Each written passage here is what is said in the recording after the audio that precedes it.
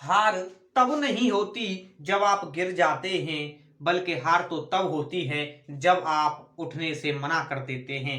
नमस्कार, मैं शांतनु चाहर स्वागत करता हूं आपका अपने YouTube चैनल टेक्निकल एस में।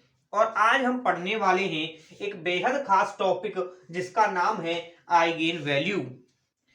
क्या होती है आइगेन वैल्यू और किस प्रकार से इस पर प्रश्न बनते हैं, आज जानने का प्रयास करेंगे। वैसे तो ये जो चैप्टर है इसका पूरा नाम आइगेन वैल्यू एंड केले हैमिल्टन थ्योरम होता है, लेकिन मैंने आइगेन वैल्यू को एक अलग चैप्टर बनाया है, जबकि केले हैमिल्टन थ्योरम को एक अलग चैप्टर के माध्यम से समझाने का प्रयास किया जाएगा।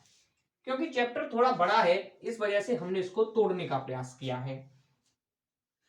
आइगेन वैल्यू को समझने से पहले आपको 5 स्टेप को समझना जरूरी है, जो कि मैंने ऑलरेडी बोर्ड पर लिखे हुए हैं।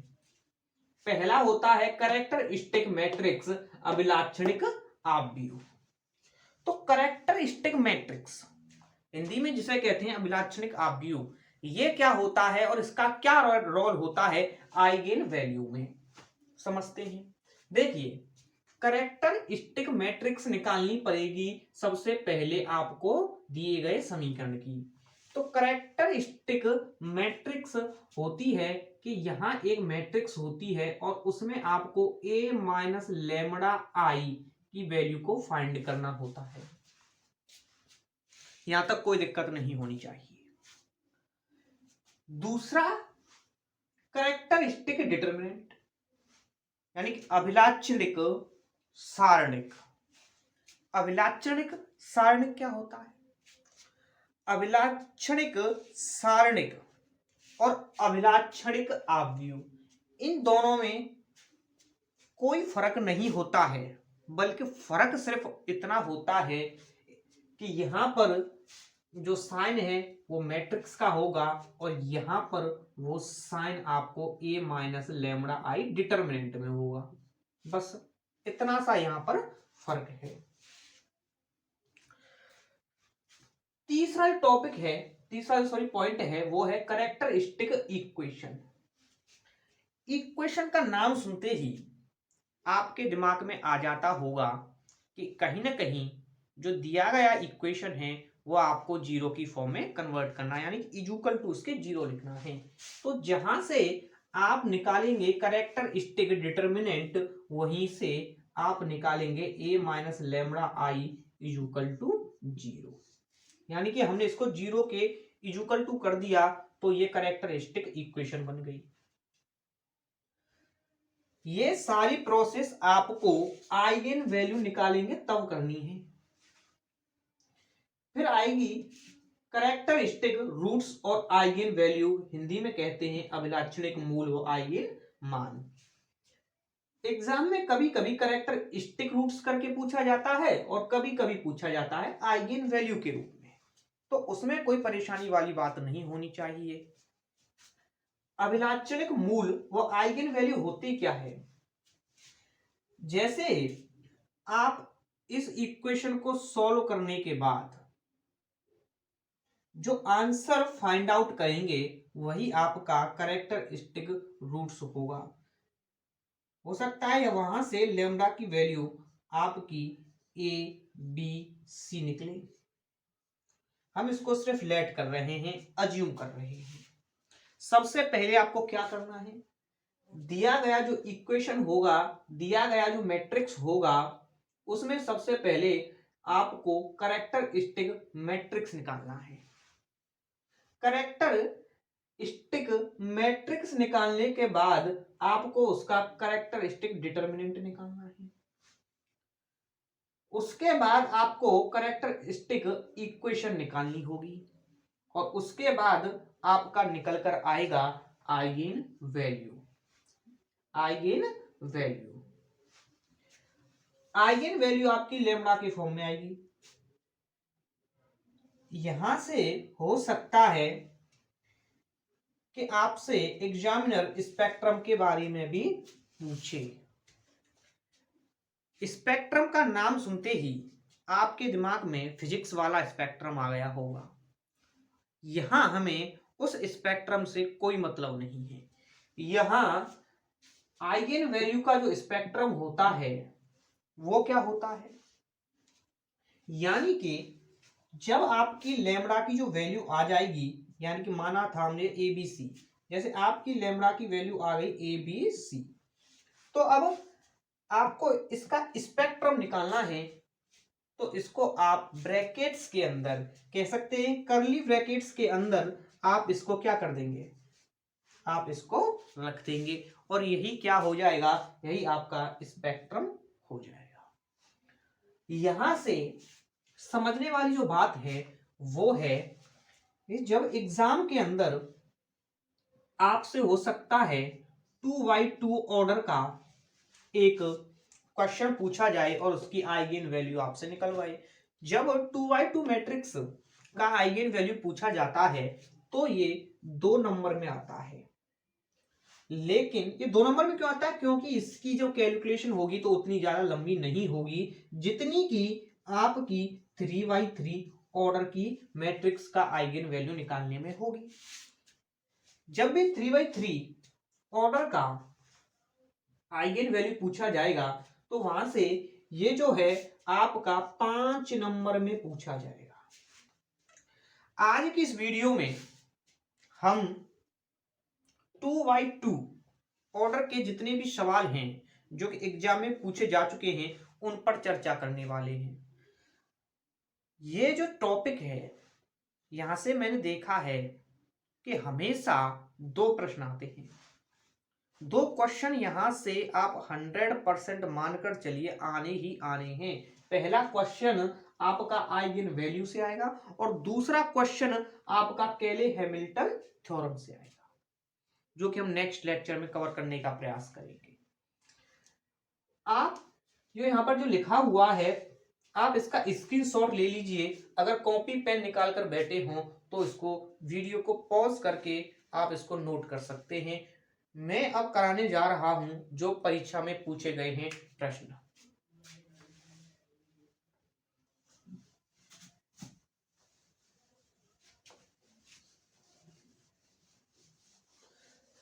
परीक्षा में एक प्रश्न पूछा गया है जो कि 2x2 ऑर्डर का है, जो कि 2x2 ऑर्डर का है और कुछ इस प्रकार है कि 3 मैट्रिक्स के अंदर है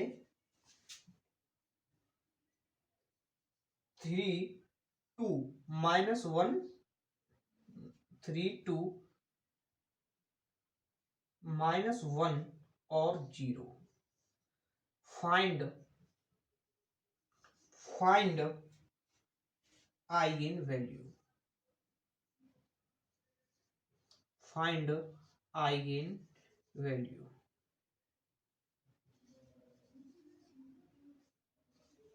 देखिए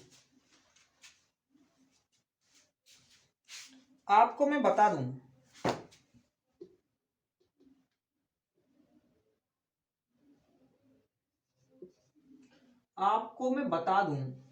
कि यहां से मिनिमम 2 क्वेश्चन हमेशा पूछे जाते हैं, लेकिन कभी कभी यहां से 3 क्वेश्चन भी पूछे जा सकते हैं जो कि आपको समझना बेहद जरूरी है।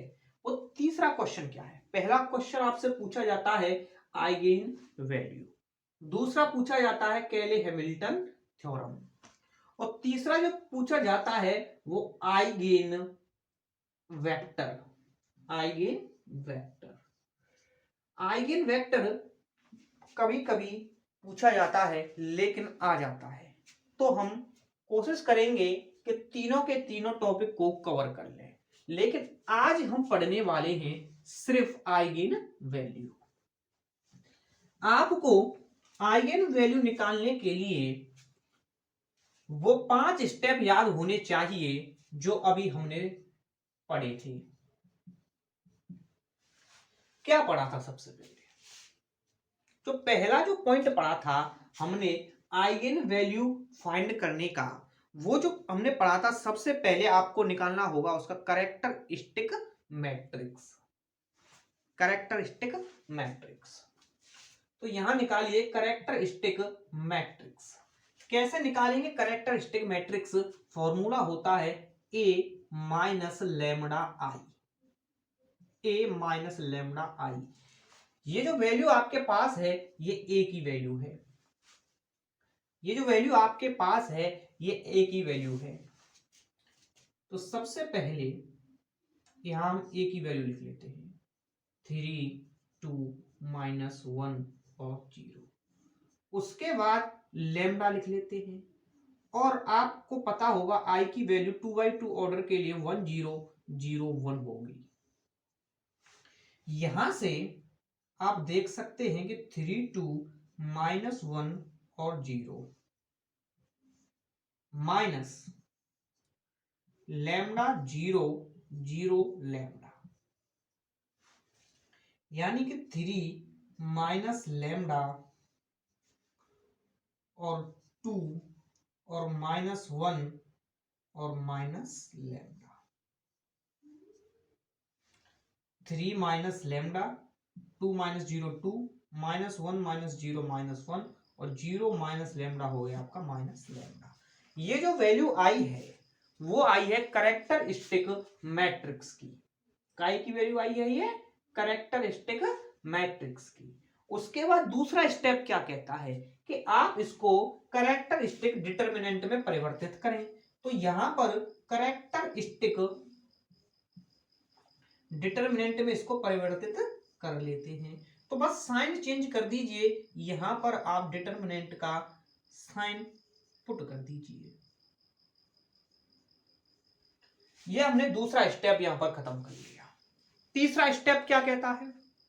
तीसरा स्टेप कहता है कि आप डिटरमिनेंट यानी कि कैरेक्टरिस्टिक डिटरमिनेंट की वैल्यू फाइंड आउट करने के बाद आपको इक्वेशन कैरेक्टरिस्टिक इक्वेशन को बनाना है। तो मैं यहां से कैरेक्टरिस्टिक इक्वेशन को बना देता हूं। बना दिया हमने यहां से कैरेक्टरिस्टिक इक्वेशन। अब आपको क्या करना है, इसको एक्सपेंस करना है। इस डिटरमिनेंट का आप एक्सपेंशन कर दीजिए और यहां से आप लैम्डा की वैल्यू फाइंड करिए। देखिए 3 का मल्टी, ऐसे हम इसको लिख सकते हैं पहले एक्सपेंस करने पर कि 3 माइनस लैम्डा, 3 माइनस लैम्डा, या फिर इसको डायरेक्टली सॉल्व करिए, बार बार का कोई चक्कर ही नहीं रहने दीजिए। जैसे कि 3 का मल्टीप्लाई आप माइनस लैम्डा में करेंगे तो ये आएगा आपका माइनस का 3 लैम्डा, माइनस का 3 लैम्डा, और माइनस माइनस प्लस हो गया और लैम्डा इंटू लैम्डा हो गया लैम्डा स्क्वायर। अब यहां से -1 का मल्टीप्लाई जब माइनस -1 का मल्टीप्लाई जब प्लस के 2 से होगा तो माइनस का आएगा 2, जबकि यहां पर जो चिन्ह आता है वो माइनस का आता है, इस वजह से ये जो आएगा प्लस का, और इक्वल टू 0।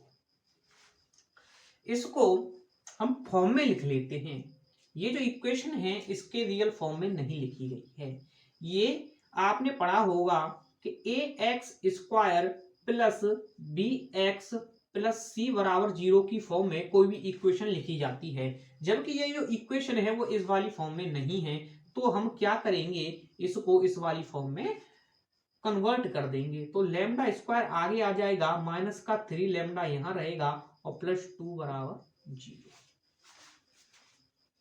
यहां तक किसी को कोई परेशानी होनी नहीं चाहिए, क्योंकि अभी तक हमने यहां पर कोई ऐसा प्रश्न या ऐसी कोई हरकत नहीं की है सवाल के अंदर जो कि आपको कंफ्यूजन में ला दे।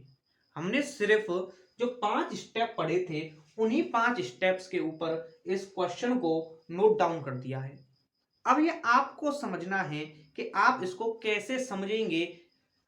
सबसे पहले कैरेक्टरिस्टिक मैट्रिक्स को हमने बनाया, उसके बाद डिटरमिनेंट को बनाया, उसके बाद डिटरमिनेंट बनाने के बाद हमने इसकी इक्वेशन बना दी इक्वल टू 0 करने के बाद, 0 करने के बाद यानी कैरेक्टरिस्टिक इक्वेशन के बाद आपको लैम्डा की वैल्यू प्राप्त करनी है, और जब लैम्डा की वैल्यू आप फाइंड आउट कर लेते हैं तो वही आपकी आइगन वैल्यू की वैल्यू भी हो जाती है।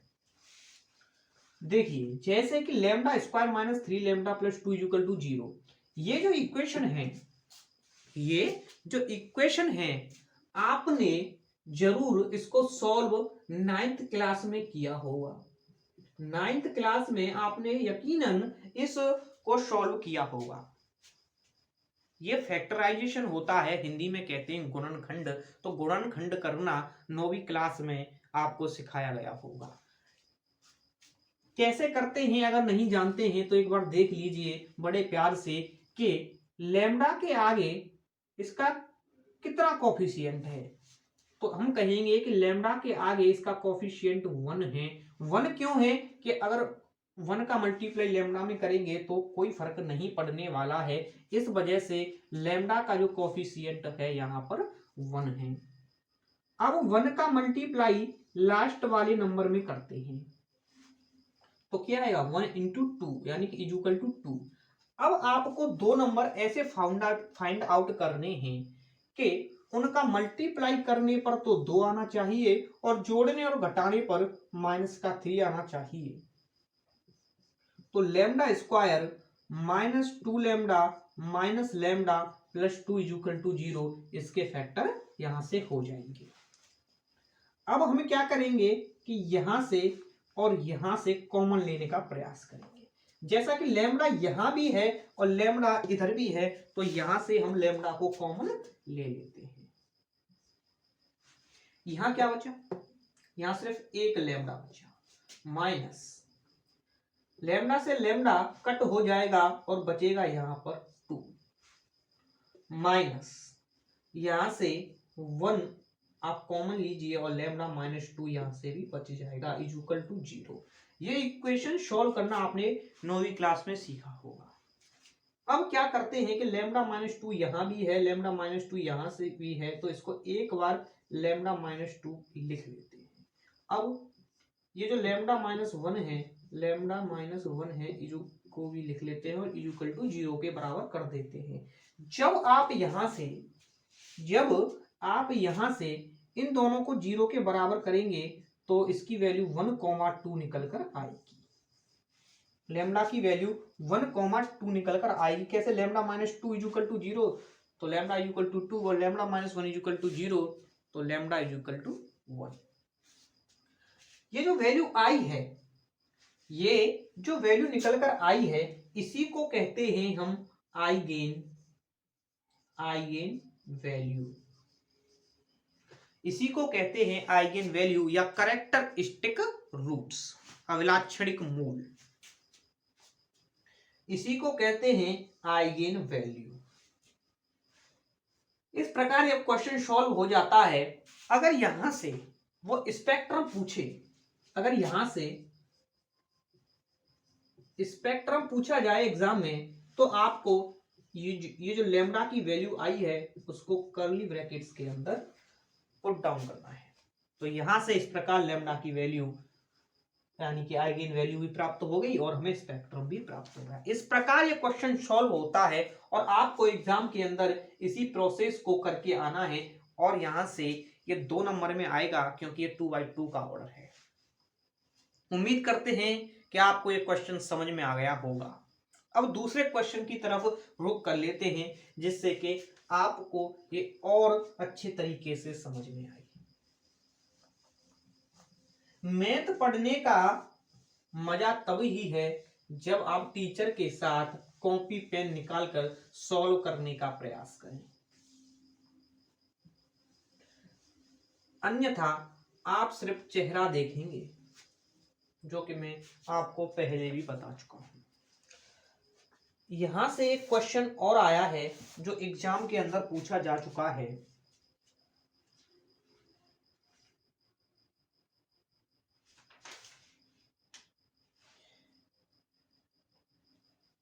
एक क्वेश्चन यहां से आया है कि a इक्वल टू 4 5 3 6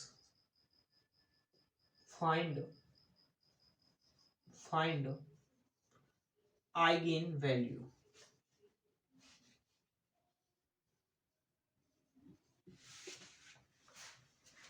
कैसे करेंगे प्रश्न को सॉल्व? कुछ नहीं करना है, वही प्रोसेस करनी है जो पहले किए थे।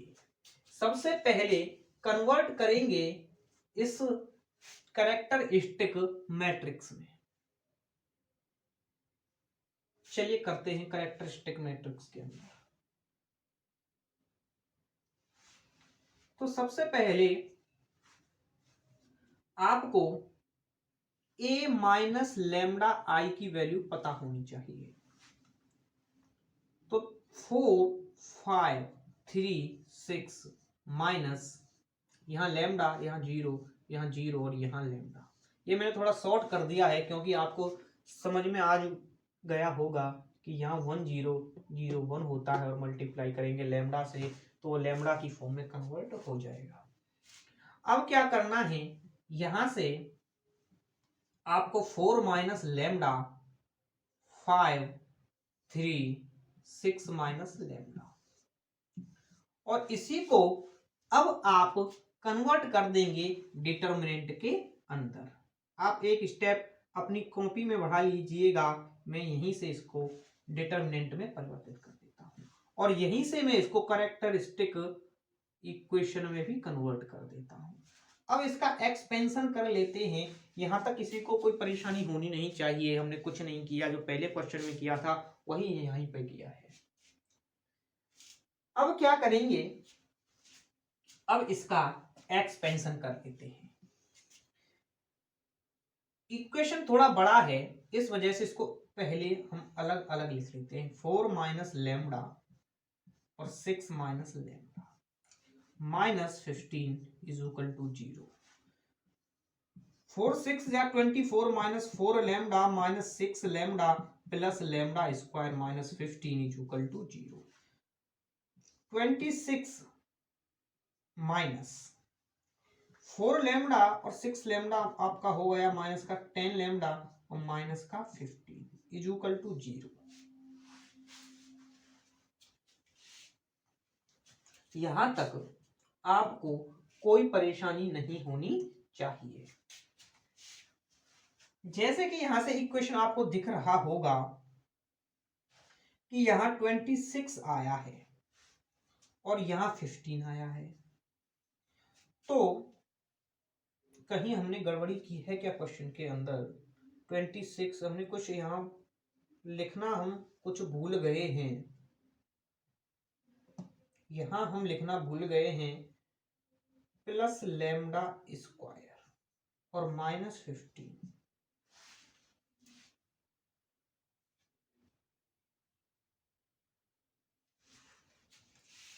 कोई दिक्कत नहीं होनी चाहिए यहां तक। अब आपको क्या करना है कि जो लैम्डा स्क्वायर की जो वैल्यू आई है उसको आगे लेकर आना है। Lambda square minus 10 lambda, lambda square minus 10 lambda. अब आपको, हाँ यही तो मैं कह रहा था कि कहीं गड़बड़ी हो रही है क्वेश्चन के अंदर। 4 6 होते हैं 24 और हम यहाँ लिख रहे हैं 26, तो यहाँ 24 आया भाई। चलिए कोई परेशानी नहीं है। अब यहां से हम क्या करेंगे, यहाँ 24 प्लस का 24 माइनस 50।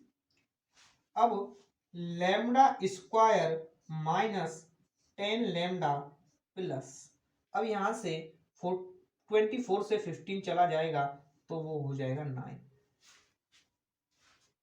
कोई दिक्कत यहां तक किसी भी प्रकार की नहीं होनी चाहिए। वही किया है जो हम पहले किए थे। अब यहां पर इसको सॉल्व करेंगे और 1 का जो मल्टीप्लाई है वो 9 में करेंगे, तो 1 इंटू 9 आपका 9 हो जाएगा। तो आप दो संख्याएं ऐसी बताएंगे कि मल्टीप्लाई करने पर 9 आए और घटाने या फिर जोड़ने पर वहां पर माइनस का 10 आए।